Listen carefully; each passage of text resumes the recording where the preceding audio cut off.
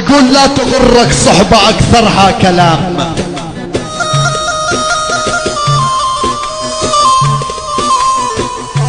لا تغرك صحبة اكثرها كلام، ولا تباهى بكثرة اعداد الربع.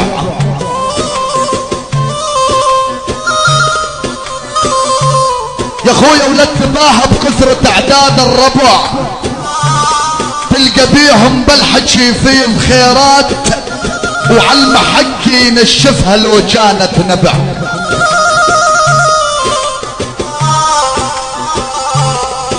يا خوي وعلى المحكي ينشفها لو كانت نبع، وتلقى بيهم ضحكة وحب وسلام.